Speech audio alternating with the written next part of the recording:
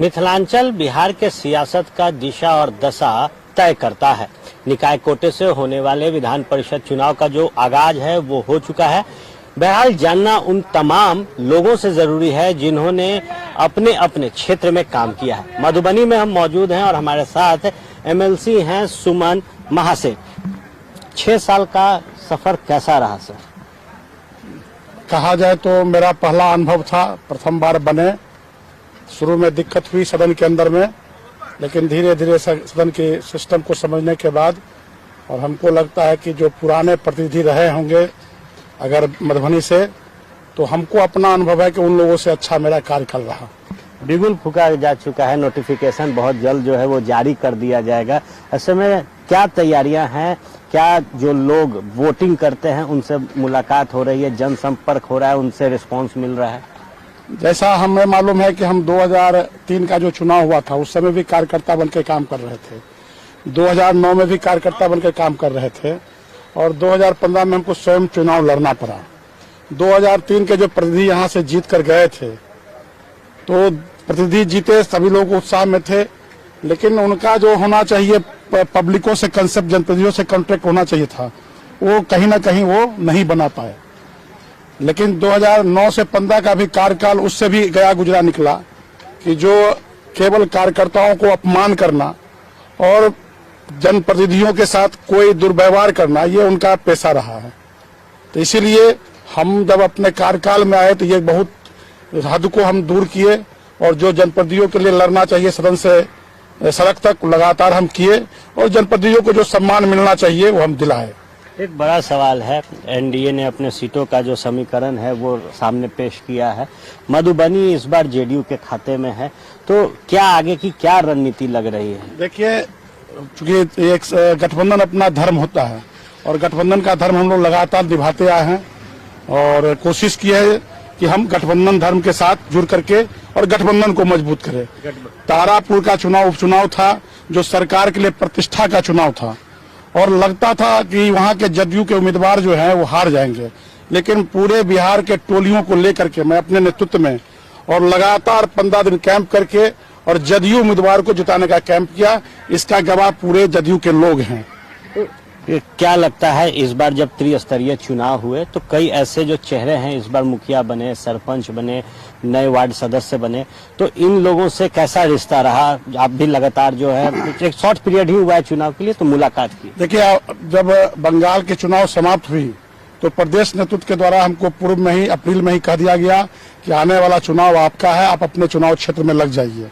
संजोग से कोरोना हुई और कोरोना जैसे महामारी में हम लोग पूरा जनप्रतिनिधियों के साथ मिल करके लगातार जनताओं को हम लोग मदद करते रहे। उसके बाद फिर प्रदेश नेतृत्व में सितंबर में भी बैठक हुई, उसमें भी कहा गया कि आप अपने चुनाव में लग जाइए, क्योंकि आने वाला त्रिस्तरीय पंचायत के तुरंत बाद आपका चुनाव होगा। और उसी अभियान के तहत लगातार पूरे मधुबनी जिला के जनप्रतिनिधियों के चुनाव में अपने पार्टी कैडर से जुड़े हुए या जो जनता के बीच में अपनी पहचान बनाए अपने कर्म के माध्यम से लगातार उनके लिए हम जिताने का काम किए और बहुत मात्रा में ऐसे जनप्रतिनिधि जीत कर आए हैं जो मेरे कार्यकाल को नजदीक से देखे हैं और लगातार वो कई टर्म से जीतते आए हैं और इस बार भी वो जीत कर आए हैं। एक आखिरी सवाल लेंगे सर, नल जल योजना को लेकर कई बार सवाल खड़े हुए, मुखिया के ऊपर सवाल खड़े हुए, तो इसका कितना बड़ा इफेक्ट नजर आ रहा है? क्या ये सारी चीजें दिखती हैं? कार्य अधिक था और करना था, सरकार का संकल्प था, करना था। कोई ऐसा हमारे पास मैकेनिज्म नहीं था जो इतने कम समय में प्रत्येक घर तक हम नल जल पहुंचा सके। सरकार ने एक मैकेनिज्म बनाई कि वार्ड सदस्यों को जो सम्मान भी मिले, हम लोग भी दबाव बनाए कि वार्ड सदस्य का भी सम्मान मिलना चाहिए। और वार्ड सदस्य को जब हम लोग ये पावर दिया तो कुछ बिचौलिए लोग इस पर हावी हो गए, जो कहीं ना कहीं लगता है कि असफल हुई है, लेकिन सरकार का नियत साफ है और हद तक हम लोग सफल भी हुए, कुछ सफलता मिली और हद तक सफल भी हुए। आज नल के जल के माध्यम से और घर घर में पानी जा रही है।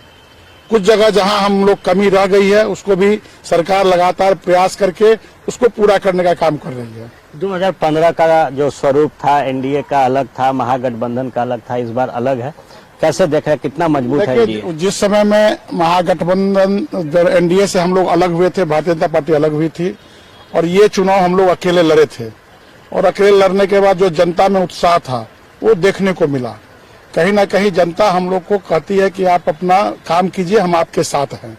और अभी एनडीए में भी हम लोग लगातार रहे हैं। एनडीए का चुनाव का परिणाम सामने में है कि हम सरकार में हैं। हम लोग जब लोकसभा का चुनाव था तो वो भी साथ में थे, और इस बार भी एनडीए अधिक से अधिक सीट जीत पाएगी।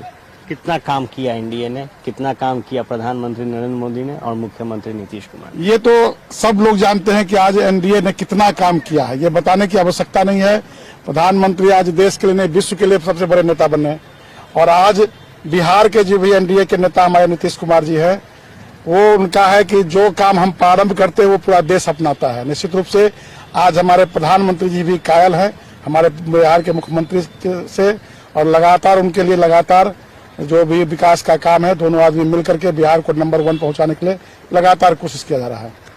आप सुन रहे थे मधुबनी से एमएलसी सुमन महासेठ को। बहरहाल चुनावी तैयारी में लगे हुए हैं, लोगों के बीच अपने काम, पार्टी के काम और एनडीए गठबंधन के द्वारा किए गए काम को पहुंचा रहे हैं। सहयोगी डब्लू के साथ फर्स्ट बिहार के लिए मधुबनी से। लोग यहाँ दिल्ली बंबई में घर पर घर खरीदते जा रहे हैं, और एक ये साहब है कि अपना घर बेच दिए। वाह, रिटायरमेंट का पूरा पैसा लगा दिए थे दिल्ली में घर लेने के लिए। अरे बाबूजी, तो अपना एक नया घर खरीद भी तो रहे हैं ना। नया घर खरीद रहे हैं? कहाँ? पूर्णिया में। पूर्णिया में? हाँ। अरे बाबूजी, दिल्ली बंबई में घर खरीदना अच्छी बात है, लेकिन अपने घर पे घर खरीदना बड़ी बात है। देखिए, पूर्णिया में पनोरमा सिटी और पनोरमा हाइट दोनों जगह का ऑप्शन उपलब्ध है। देखिए और बुक कराइए। मतलब अपने शहर में अपना घर? जी बिल्कुल। अब कीजिए घर वापसी पूर्णिया के पैनोरमा सिटी और पैनोरमा हाइट में। पैनोरमा सिटी और पैनोरमा हाइट, आपके शहर में आपका अपना घर।